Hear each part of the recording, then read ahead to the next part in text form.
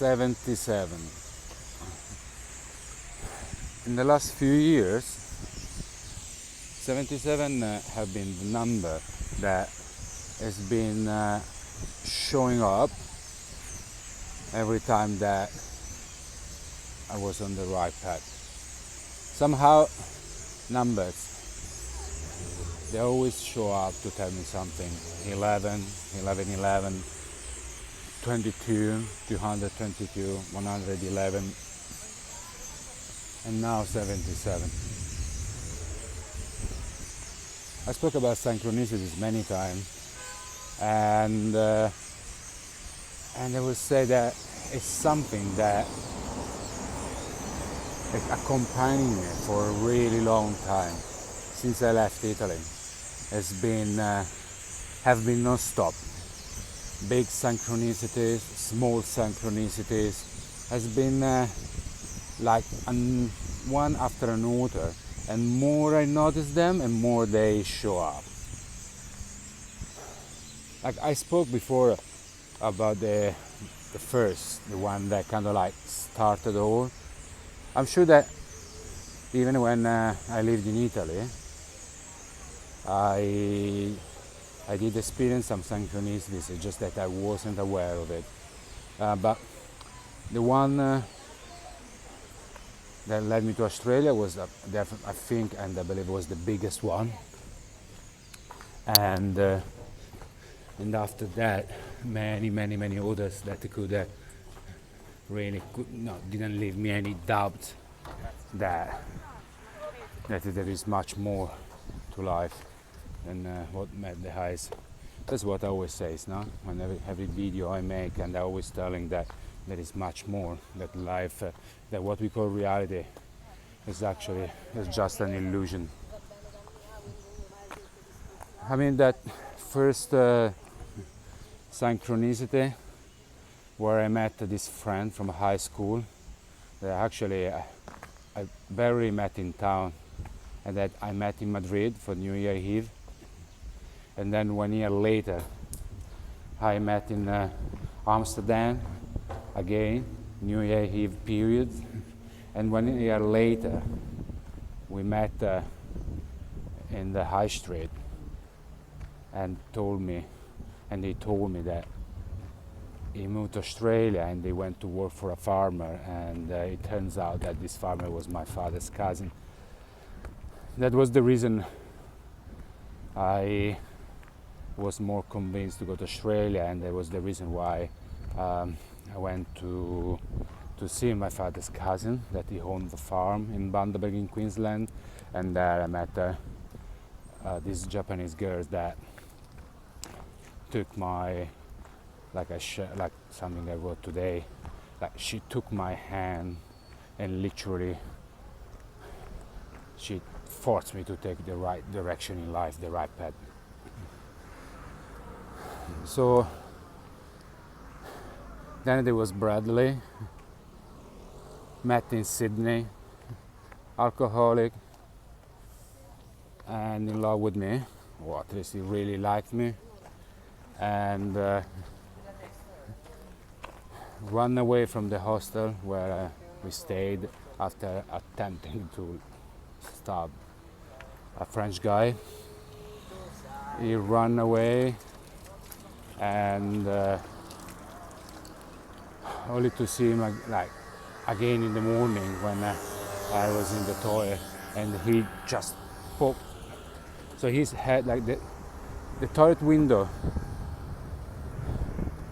was on the back street, and it was open because it was summer and it was hot, and he just put his hand inside, like his head inside, where right in the moment I was there, just to tell me that he would take revenge with everyone except me, because he believed that I was the only one good in the hostel. Then I met him again. Well, he didn't see me, but I saw him at the Mardi Gras, at the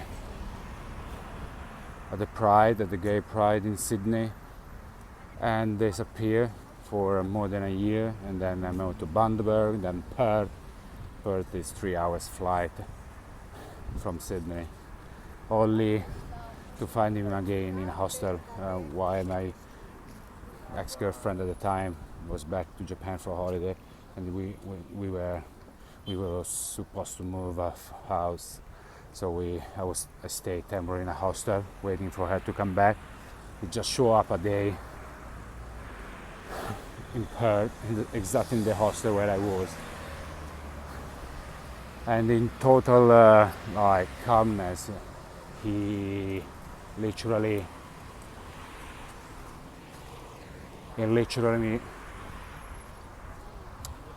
me it was just like nothing happened, nothing strange, like there was absolutely nothing weird in showing up to the other side of Australia in the same hostel I was. And what was even more amazing, when a few weeks later I found him in my workplace as the new cook. When I met him in Sydney, he actually introduced himself as an artist playing the piano. And I mean, there are so many. Or like a girl that I was really, I would say like in love, but I had a crush before I met Kaori, the Japanese girl. And I mean, nothing happened with her. She wasn't interested, but I was kind of like, I had a big crush, and only to meet her again in Perth. We met in Sydney, and she was working in a supermarket near my house. Just after a few days later, I was thinking about her, and I was like, this is like for everything else. I mean, another one could be my dear friend Giovanni. He was the one that got me inside the hostel when I arrived in Sydney the first night. And then we met again in Bundaberg in Queensland. And then we met again in New Zealand. And or like when I moved to New Zealand, where I had a very clear idea about where I wanted to go to work, in which part of New Zealand, with how many days of the week I wanted to work, and then ended up exactly in the area I wanted to work, the days I wanted to work. So, well, to don't talk about, like with relationships or friends. I mean, when I went to Bangkok before I moved to New Zealand, that when this girl randomly added me on Instagram, and then we chatted for a while. And when I went to Bangkok for 2 months after I left London to Edinburgh, I ended up next to her, the hostel where she was working. When one night I just walking by, I recognized her. She was inside working.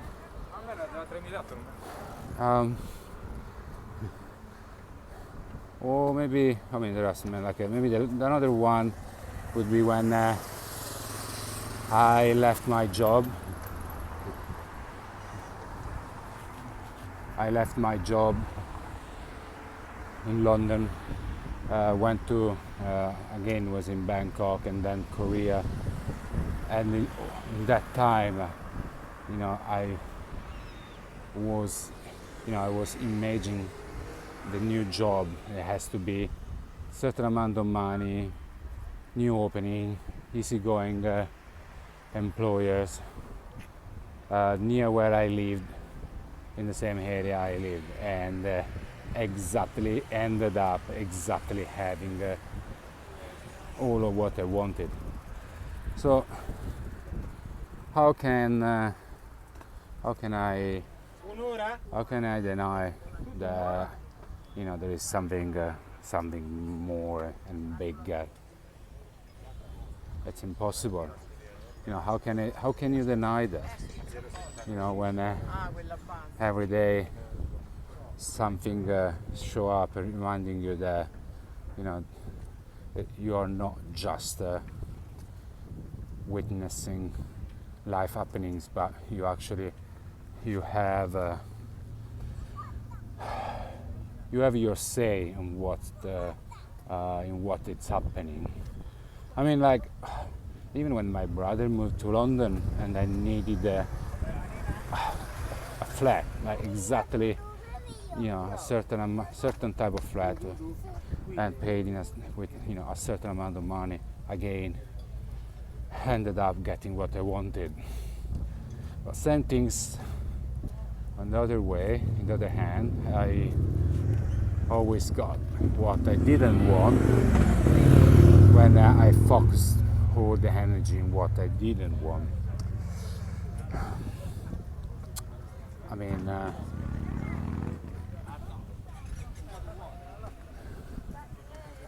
we need to understand that we create with our thoughts and emotions. The emotions are like the main creator. It's all the energy, and we are energy. We need to understand that we are energy, and that's how do you? If you know this, if you understand this, and you use this knowing on your own benefit. So how do you get other people control? You keep them in fear, constantly in fear, every time in fear, non-stop, every time. So the fears creates what we don't want. What doesn't and what don't we don't want, it keeps us busy in the wrong way. And who is in control? It control all the rest, because I don't know if who is in control is actually aware that everybody can have as much they want, and it's not like if I have more, someone will have less. We can have all equally as much we want, but or maybe it's like statistically they're just enjoying seeing other people not having what they want. but that's a fact. Like this gift, let's call it gift, that we're born with, it can really create everything. So you use it in the right way, you create great things. You use it in the wrong way, and you keep yourself busy in fear and distracted and worry, and it's like it's like throwing away your gift. So I mean, what I always say, the best things is to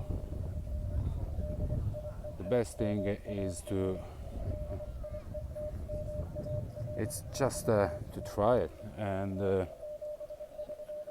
and see. You need to try.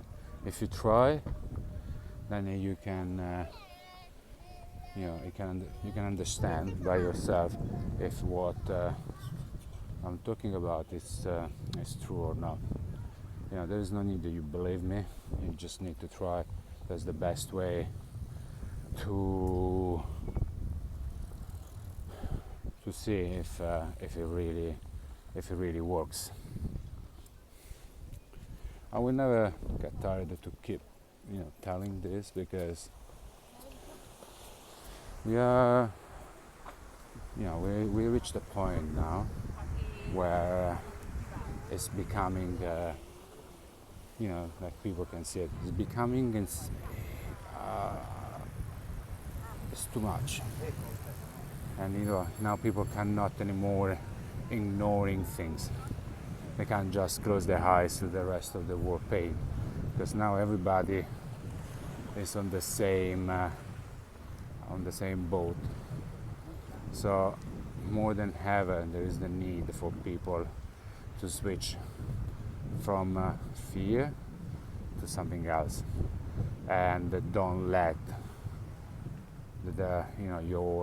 don't let your gift being being hidden or thrown in the bin. It's time to awaken. It's time to step up. We can't keep repeating history itself. We cannot go through life over and over again in this way. I mean, we can't. It's just madness. It makes no sense. So it's really time that it's time to awaken, to really to get to the next chapter of this journey.